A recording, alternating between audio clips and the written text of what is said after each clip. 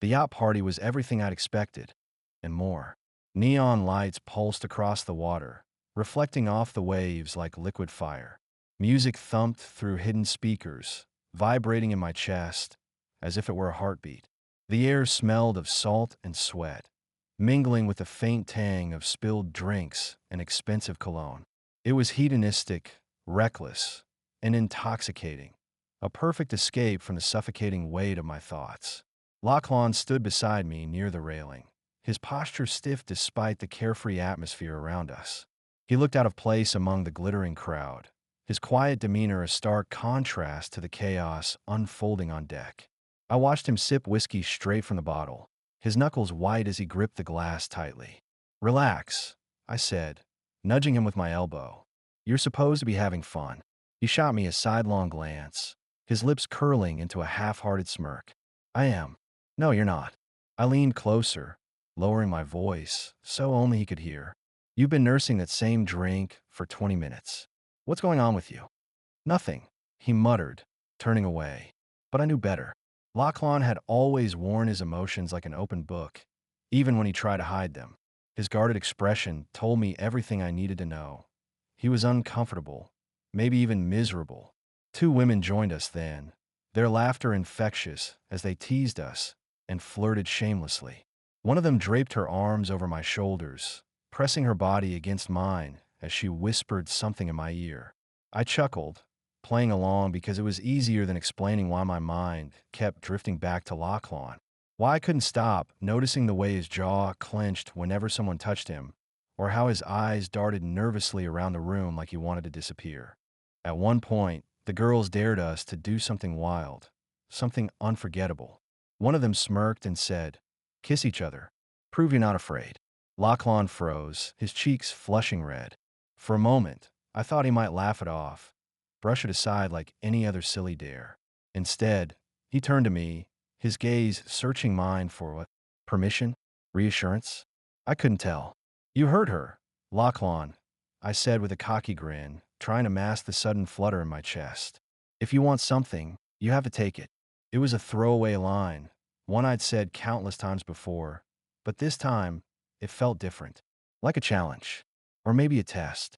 To my shock, Lochlan leaned forward and pressed his lips to mine. For a split second, I froze. My mind screamed at me to pull away, to laugh it off and pretend it was just a joke.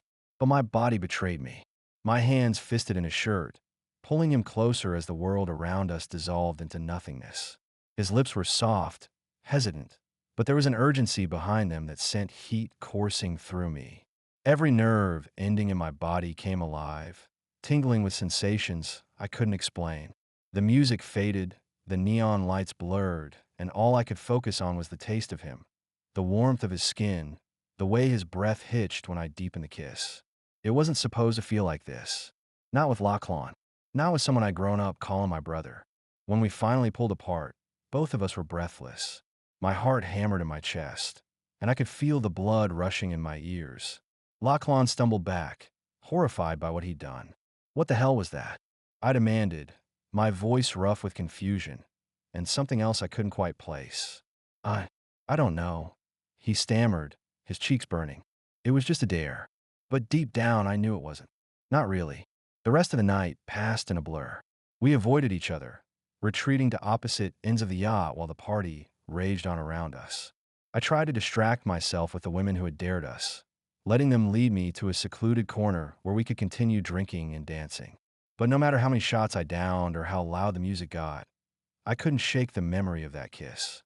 Every time I closed my eyes, I saw Lochlan's face, the way his lips had parted under mine, the way his fingers had clutched at my shirt like he was afraid I'd vanish. It made my stomach churn with guilt and longing, emotions I didn't know how to process. Eventually, I found myself wandering back to the main deck, drawn inexplicably to where Lochlan sat alone, staring out at the water. He didn't look up when I approached, pretending not to notice as I slid onto the bench beside him. "We should talk about what happened," I said quietly, my voice barely audible over the music. "There's nothing to talk about," he replied, his tone clipped. "It was a mistake. Let's just forget it." His words hit me like a punch to the gut. Forget it? How could I possibly forget something that had shaken me to my core? But before I could argue, he stood abruptly and disappeared into the crowd, leaving me alone with my thoughts. Later that night, after the party had wound down and most of the guests had either left or passed out, I sat on the upper deck, staring up at the stars. The pills and alcohol had dulled my senses, but they couldn't quiet the storm raging inside me. What had I done? More importantly, what did it mean? Kissing Lochlan shouldn't have felt so right. It shouldn't have ignited such a visceral reaction in me. And yet it had. Every touch, every taste, every fleeting moment of connection had burned itself into my memory, refusing to let go. I hated myself for wanting him, for needing him in ways I couldn't explain or justify. But most of all, I hated the uncertainty gnawing at me, leaving me trapped between guilt and desire. As the yacht rocked gently beneath me, I vowed to put the night behind me, to bury it deep where it couldn't resurface. But deep down, I knew it was too late. That kiss had changed something between us, and no amount of denial could undo it. When I woke up the next morning, sunlight streamed through the cabin windows, casting golden streaks across the tangled sheets where Lochlan and I passed out side by side.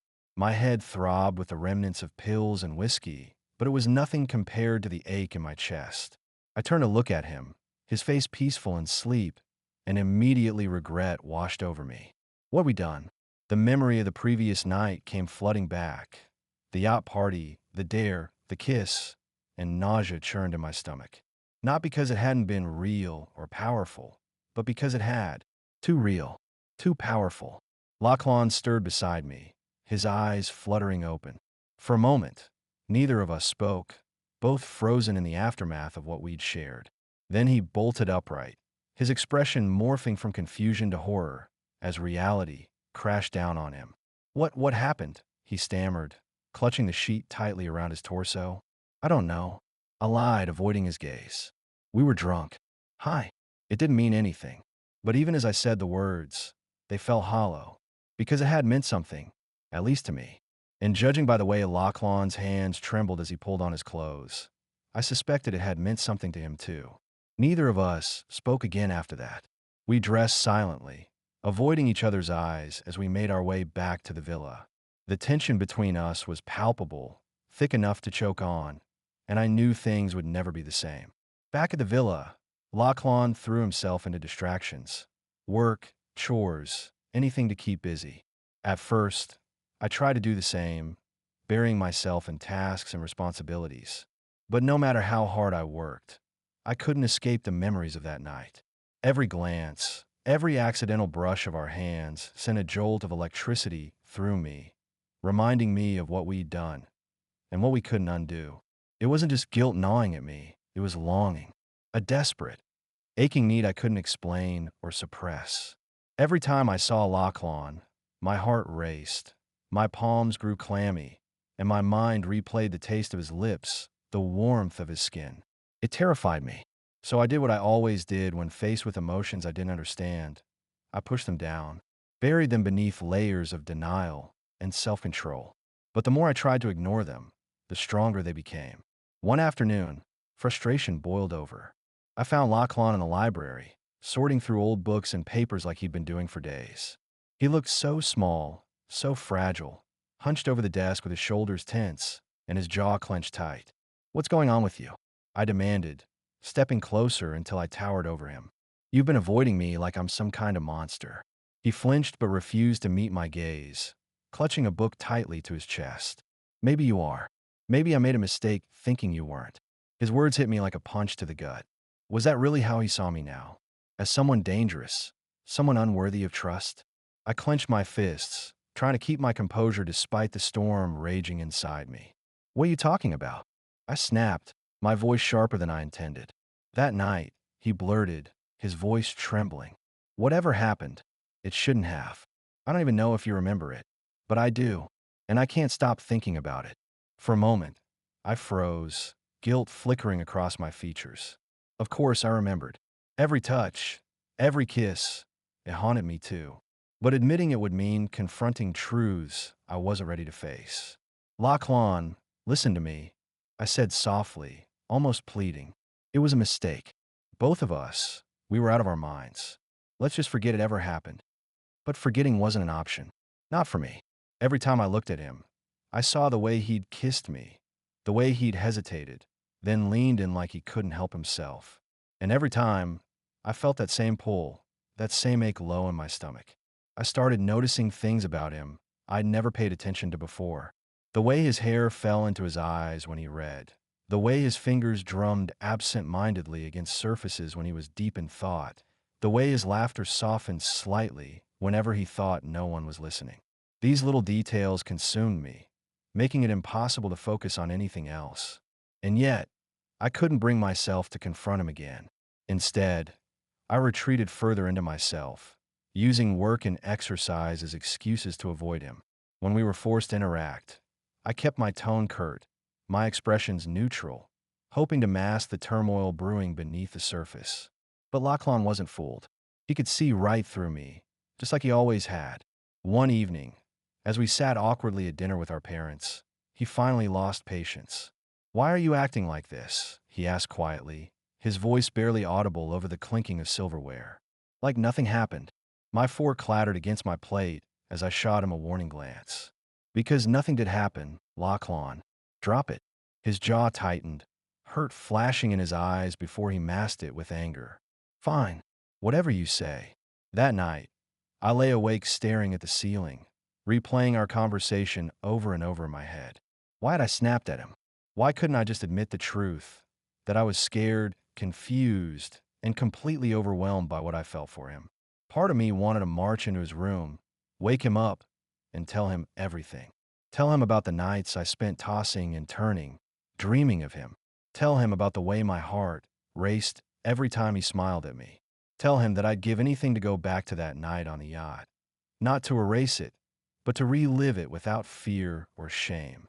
But another part of me, the rational, logical part, knew it was impossible. We were brothers, or at least everyone believed we were. To admit otherwise would mean unraveling years of lies, secrets, and carefully constructed facades. And even then, what guarantee did I have that Lochlan would feel the same way? That he wouldn't reject me, hate me, walk away forever? The uncertainty paralyzed me, leaving me trapped in a limbo of longing and despair. I hated myself for being weak, for letting my emotions get the better of me. But most of all, I hated the distance growing between us, a chasm I wasn't sure either of us could cross. Days turned into weeks, and the tension only worsened. Lochlan grew quieter, withdrawing further into himself, while I became increasingly irritable, snapping at anyone who dared to approach me. Our parents noticed, of course. They weren't blind, but they attributed it to typical sibling squabbles, unaware of the storm brewing beneath the surface. Rain poured down in sheets, turning the villa grounds into a slick, reflective mosaic of shadows and light. The storm had rolled in hours ago, mirroring the chaos brewing inside me. Lochlan was leaving, packing his bags, shutting me out, and I couldn't let him go without answers. Every time I thought about it, my chest tightened like a vice, suffocating me with what-ifs and regrets. I found him in his room, throwing clothes haphazardly into a suitcase. His movements were jerky, angry even, but there was something else beneath the surface, a sadness that made my heart ache. He didn't look up when I entered, pretending not to notice as I blocked the doorway. "Where are you going?" My voice came out sharper than I intended, laced with frustration and desperation. "Home," he muttered, still refusing to meet my gaze. "Back to the U.S. I need space, Saxon. From you. From all of this." His words hit me like a punch to the gut. Space. Was that really what he wanted? Or was it just easier than facing whatever was between us? I stepped closer, my pulse racing as adrenaline surged through my veins. "No," I said firmly, grabbing his arm to stop him from moving away. "You're running again, just like you always do." Lochlan jerked free, anger flashing in his eyes for the first time since we'd returned from Thailand. "And what choice do I have? Stay here and pretend nothing happened? Pretend I don't feel things I shouldn't?"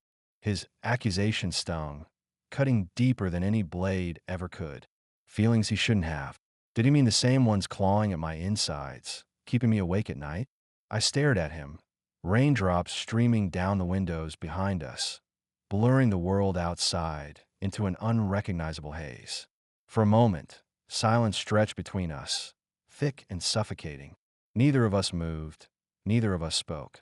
It was as if the universe itself held its breath, waiting for one of us to break. Then, without warning, I kissed him. It wasn't gentle or tentative. It was fierce, urgent, born out of desperation and longing. My hands fisted in his shirt, pulling him flush against me as our lips collided. For a split second, he resisted, stiffening under my touch, but then his body melted into mine. His fingers tangled in my hair, tugging hard enough to make me groan, and suddenly we were both lost. Every nerve ending in my body screamed for more. My mind raced, trying to process what was happening, but my heart drowned out the noise. This wasn't wrong. It couldn't be. Not when it felt so right. When we finally broke apart, gasping for air, Lochlan's wide eyes searched mine, searching for something I wasn't sure I could give him. Answers? Reassurance? Forgiveness?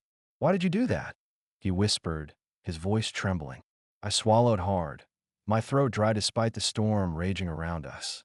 Because I can't stop thinking about you. I admitted, the words spilling out before I could stop them. Because I don't know who I am anymore. Because I think I might love you. As soon as the confession left my lips, panic gripped me. Love? Had I really crossed that line? Could I honestly call what I felt for Lochlan love? Or was it some twisted manifestation of guilt and obsession? But the look on his face stopped me cold. His expression shifted from shock to confusion to something softer, something that made my stomach twist in ways I couldn't explain. This isn't right, he said finally, his voice barely above a whisper. We're brothers. My heart sank, but I shook my head, unable to hold back the truth any longer. We're not. You're adopted, Lochlan. You're not my brother. The color drained from his face as realization dawned. You knew? All this time you knew. Yes, I confessed, guilt choking my voice. But it doesn't change anything. I still care about you. More than I should. Lochlan stumbled back, shaking his head as if trying to shake off the weight of my revelation. How could you keep this from me? How could you lie? I didn't lie. I interrupted, stepping closer, even though every instinct told me to back off. I didn't know how to tell you. I thought it would protect you, from me, from us. But now, I trailed off, running a hand through my damp hair. Now I see how stupid that was. Keeping secrets only made things worse. He stared at me, his jaw clenched tight, his chest rising and falling with rapid breaths. For a moment, I thought he might forgive me, might understand why I'd done what I'd done. But then his shoulders sagged, defeat written all over his features. I need time, he said quietly, picking up his suitcase and brushing past me. Away from you. Away from everything. Lochlan, wait. I reached for him, but he shrugged me off, disappearing into the rain-soaked night. After he left, I descended into a spiral of self-loathing and regret. Every memory of him haunted me. The way his laugh used to fill the house. The way his eyes lit up when he talked about his dreams. The way his lips had tasted against mine that night in the rain. I replayed our argument over and over in my head, dissecting every word, every gesture, searching for clues I might have missed. Had I pushed too hard? Said too much? Or had I not said enough? Sleep became impossible. When I closed my eyes, all I saw was Lochlan, the hurt in his gaze, the tremor in his voice as he accused me of lying. I hated myself for causing him pain, for making him doubt everything he thought he knew about his life, his family, himself. One particularly sleepless night, I stood on the balcony overlooking the villa grounds, cigarette dangling limply from my fingers. The storm had passed, leaving behind a humid calm that clung to my skin like a second layer. Somewhere in the distance, crickets chirped, their rhythmic song mocking my restlessness. What the hell am I supposed to do now? I muttered aloud, exhaling a plume of smoke into the night air. The answer didn't come easily. In fact, it took weeks of soul-searching, countless bottles of whiskey, and several tearful phone calls to Piper, our sister, who somehow understood more than she let on, to realize what I needed to do next. By the time I boarded the plane back home, I made up my mind. I wouldn't give up on Lochlan. Not yet. No matter how far he ran or how long it took, I would find a way to make things right. Because losing him wasn't an option. Not anymore. As the plane ascended into the sky, I leaned back in my seat, closing my eyes and letting the hum of the engines lull me into a rare moment of peace. For the first time in months, I allowed myself to hope that maybe, just maybe, Lochlan felt the same way I did, and that someday, somehow, we'd figure out a way to be together. The months after Thailand felt like an eternity. Every day without Lochlan was a hollow echo of the life I'd once known. I tried to convince myself that letting him go had been the right thing to do. That distance would dull the ache in my chest, the constant pull toward someone who wasn't supposed to mean this much to me. But no matter how hard I fought it, the longing only grew stronger. I tracked him down, of course. How could I not? The thought of him moving on without me, building a life where I didn't exist, was unbearable.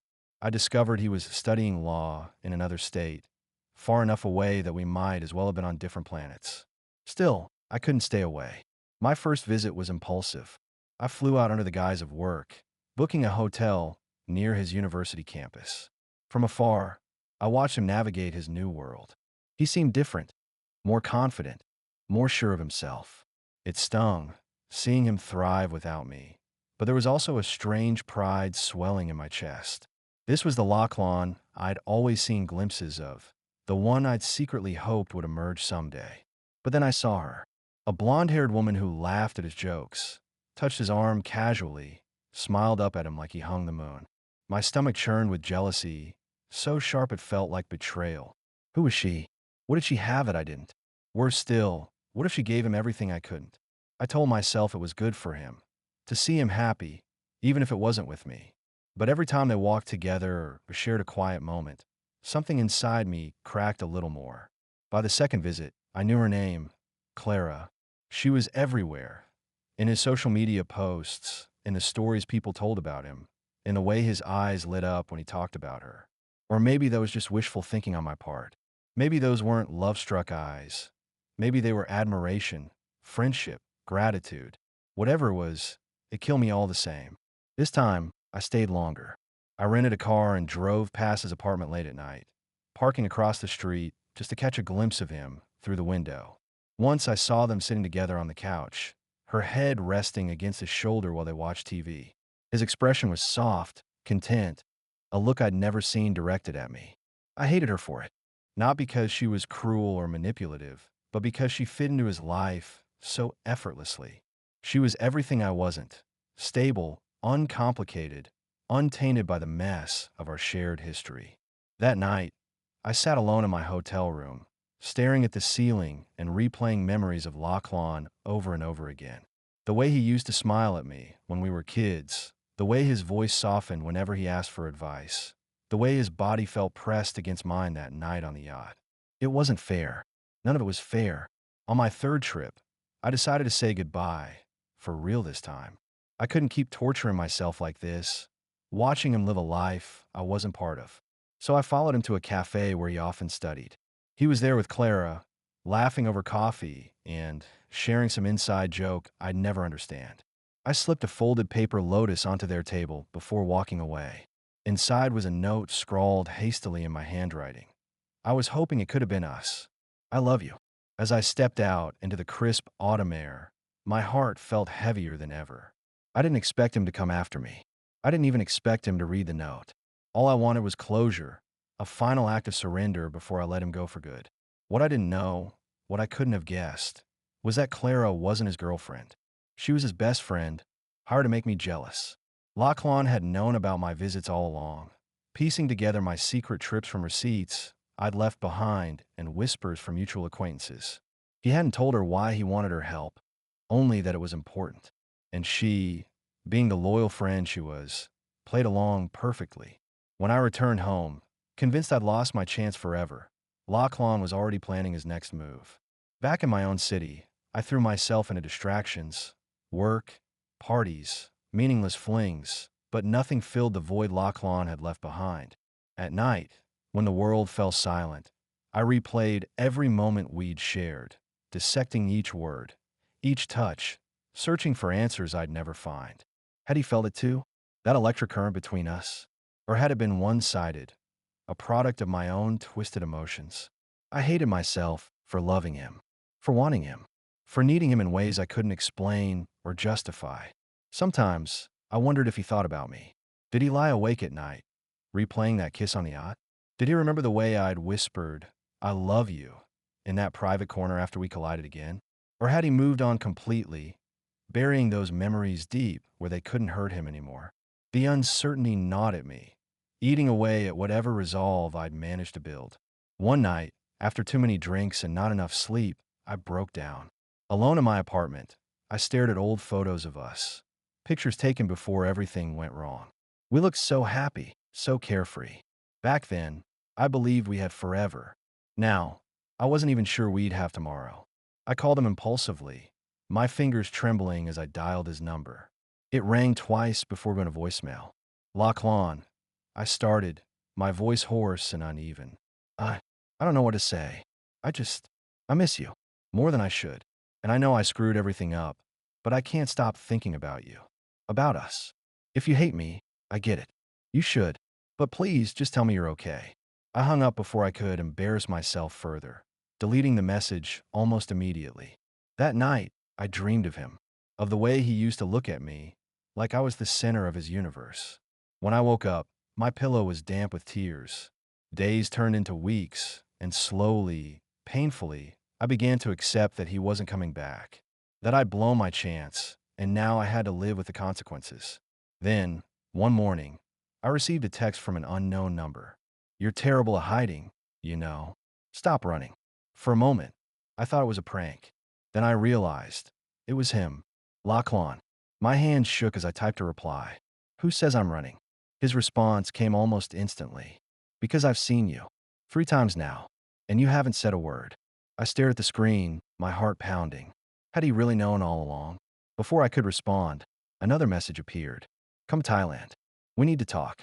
And just like that, hope reignited in my chest, a flicker of light in the darkness I'd been drowning in. I hadn't expected him to show up at the airport. Not after everything that had happened. Not after I convinced myself he was better off without me. But there he was, standing in the middle of the bustling terminal, his eyes locked on mine, as if no one else existed. "Saxon." His voice cut through the noise like a lifeline, pulling me back from the edge of despair. I turned, my breath catching in my throat. For a moment, I thought I was dreaming. The crowd blurred around us as I took in his face. Those sharp cheekbones, those piercing eyes that had haunted my thoughts for months. He looked older somehow, wiser, but still unmistakably Lochlan. Before I could process what was happening, he was running toward me.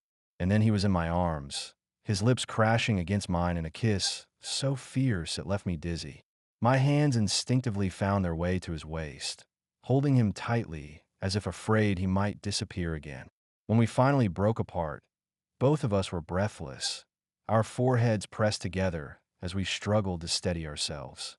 "You came," I whispered, my voice thick with disbelief. "I said I'd meet you here," Lochlan replied, his tone teasing, but his eyes filled with emotion. "You didn't think I'd let you leave again, did you?" We retreated to a secluded corner of the airport, away from prying eyes and curious stares. There we talked for hours, about everything and nothing. Lochlan confessed everything. How he'd overheard our parents discussing his adoption years ago, how he'd always felt unworthy, and how much he loved me. "I wanted to earn my place beside you, Saxon," he said softly, his gaze steady despite the vulnerability in his words. "Not as your brother, but as your partner. You're equal." Hearing those words hit me like a tidal wave. All this time, I'd been carrying the weight of guilt, convinced I was wrong for wanting him. But here he was, telling me he felt the same way, that he'd known all along and still chose me. "You already have, Lochlan," I murmured, cupping his face in my hands. "You've had my heart since the day we met." His smile was radiant, lighting up the dimly lit corner like the first rays of dawn. It was in that moment I realized I wasn't losing him. I was finding him. That night, we booked a hotel room near the airport, unable to resist the pull between us any longer. As soon as the door closed behind us, we were in each other's arms again, kissing hungrily, desperately. Clothes came off slowly, almost reverently, as if neither of us wanted to rush this long-awaited reunion. Every touch sent sparks racing through my body. Every kiss reignited memories of the night on the yacht. But this time, there was no alcohol, no pills, no haze clouding our judgment. This time, it was real, honest, raw. As we moved together, I couldn't help but marvel at how perfectly we fit, not just physically, but emotionally. Every moan, every sigh, every whispered endearment was a testament to the bond we'd fought so hard to deny. Afterward, we lay tangled in the sheets, limbs intertwined as we caught our breath. Lochlan rested his head on my chest, tracing lazy patterns across my skin while I ran my fingers through his hair. "I missed you," he admitted quietly, his voice muffled against my skin. "I missed you too," I replied, tightening my grip on him. More than I can put into words. For the first time in months, I felt whole again, like the fractured pieces of my soul had finally clicked back into place. The next morning, we sat by the window, watching planes take off and land as the sun rose over the horizon. Lochlan told me about Clara, their plan to make me jealous, her role as his accomplice in bringing us back together. "I knew you cared," he said with a small laugh. "But I needed you to admit it, to yourself and to me." I shook my head, amazed by his audacity. "You're unbelievable, you know that." He grinned, leaning over to kiss me lightly on the lips. "So are you. Running halfway across the country just to spy on me? That's dedication." It wasn't spying, I protested weakly, though we both knew it was true. "Well, whatever it was," Lochlan said, his expression softening, "it brought us here, and I wouldn't change a thing." Years later, Lochlan graduated at the top of his class. True to my promise, I waited for him. Together, we returned to Thailand for a celebration. But what awaited us was far more than either of us expected. At the beach, surrounded by friends and family, Lochlan walked down the aisle toward me, where I stood waiting at the altar. As we exchanged vows, tears streamed down my face. Finally, I whispered, my voice trembling with emotion. "Forever," he replied, smiling through his own tears. And as the waves crashed against the shore, we sealed our union with a kiss, a promise to love, honor, and cherish each other for the rest of our lives. Looking back, I realize now that our journey wasn't just about falling in love. It was about learning to forgive ourselves for the mistakes we made along the way. We weren't perfect, far from it. But perfection wasn't what mattered. What mattered was that we found each other, and that we chose to fight for us, even when the odds seemed insurmountable. Lochlan taught me that love isn't about control or possession. It's about trust, acceptance, and the courage to embrace something greater than yourself. And in return, I hope I gave him the validation he'd been searching for all these years, the assurance that he belongs, not just to me, but to himself. As we danced under the stars that night, surrounded by laughter and music, I knew one thing for certain. No matter where life takes us, we'll always have each other. Because sometimes, the hardest battles lead to the sweetest victories.